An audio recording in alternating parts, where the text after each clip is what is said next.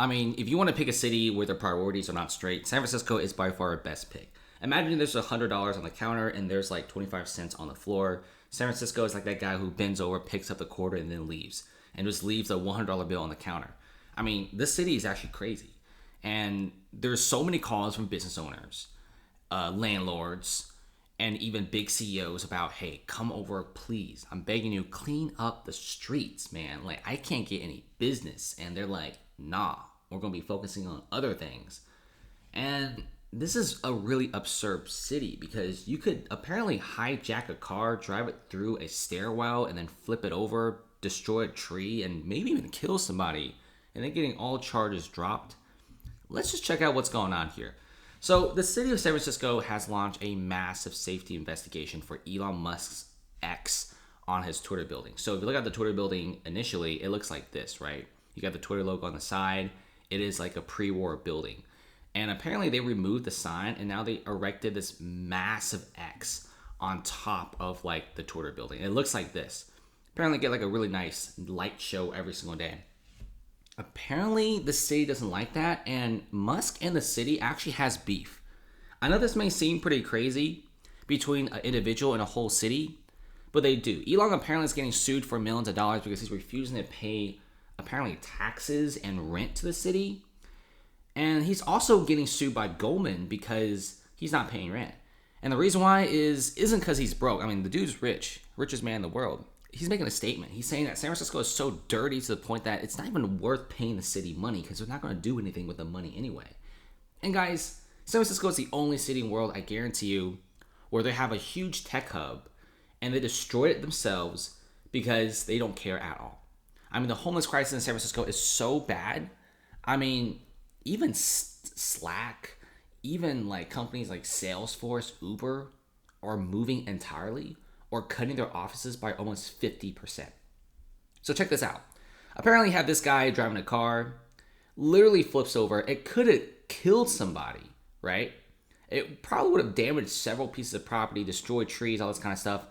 And apparently all charges are dropped against the man who stole the vehicle and then flipped it across the cliff and crashed the sidewalk. But then like Musk like, oh, let's do an X on top of this building. In a building that he's renting. Apparently this is super illegal. I don't get it, right? And they're launching this huge investigation and that takes a lot of personnel. Why not investigate what's going on with like the fentanyl crisis in San Francisco? You know, like the priorities are just not straight for the city. And it's really crazy because something like this, if this happens in other first world cities, yeah, this guy would not be able to get off with zero charges. I mean, this is like some GTA 5 video game stuff. And then you have something that's honestly pretty harmless, you know, that gets done. And apparently it's super illegal. Now, this is a pretty crazy light show. I'll give Elon that. It does look pretty wild and it flashes all the time. I mean, San Francisco is a free light show every single night. And like I said before, if you go below the Twitter area, if you walk around the Twitter building, you're going to be seeing a lot of homelessness. The homeless crisis around the Twitter HQ looks like this. This is literally just like a few feet away from the Twitter building. It looks like this. And San Francisco is like, yeah, we're not going to launch an investigation to deal with this, but we're going to launch an investigation to check out Elon Musk's giant X logo and the permit situation. And Musk said a lot of things about San Francisco recently. Apparently said it was like a vibrant city and he's never going to leave. Not really sure if he's being sarcastic. I feel like he is due to the fact that he really doesn't like the city. In fact, he hates the Bay Area so much. He actually moved Tesla's HQ from Fremont to Austin, Texas. And we could be seeing something pretty crazy happening with Twitter, right? The Twitter HQ is honestly in a pretty rough area. And I guarantee you that Musk is probably going to be moving the Twitter HQ very, very soon. The crazy thing about this situation is I think Musk may be just trolling the city. I feel like he put a giant X on top of the building. He's going to put on the building for a few weeks and then he's probably going to announce that he's moving Twitter out of the city. I guarantee you that I'm putting $100 on that. I know some people are like, oh yeah, Twitter will never leave San Francisco, but Elon has been hinting it for several times, and this time he suddenly likes the city. It doesn't really make a lot of sense, right? And plus, Twitter is already getting a lot of offers from several cities. We don't know which cities, but I guarantee you a lot of big cities are offering tax breaks, incentives for him to move Twitter out. And plus, Twitter moving out isn't anything new. A lot of big corporations have already left. Bigger companies than Twitter's market cap have already cut offices by 50, 60, 70%. So it's not a big surprise that Twitter might consider moving out. The rumors online are apparently Musk is being very sarcastic. Musk hates the city, and he also thinks the city is extremely dirty and filthy. He wants to move out, and I don't even blame him, right? I mean, you're paying crazy high taxes for a place that literally has poop everywhere. Like, why would you ever stay here? And like I said, here you go. New report shows thousands of workers have left downtown San Francisco. This place is bad. View of downtown San Francisco, which has lost close to 150,000 office workers over the past few years. And it really accelerated after the pandemic, because when the pandemic ended, I guess, people went back to San Francisco, they stick their heads in, and they see, one, the open air drug market apparently isn't in Tenderloin anymore. The open air drug market is everywhere now, because the video I showed you was a civic center, right? It used to not be that bad. Now it's just a massive new open air drug market. So a lot of office workers that were working remote were like, you know what? I think I'm cool with working online. And that's what hundreds of thousands of people thought. And now you got business owners shutting down. And if you guys have been sticking with this channel, you probably have noticed I'm talking about whole streets shutting down, restaurants, bars shutting down.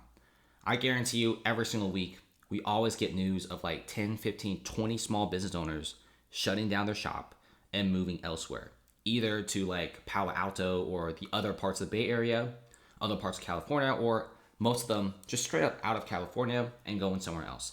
And it's really sad for these business owners because they pour so much money and time into these businesses getting robbed all the time.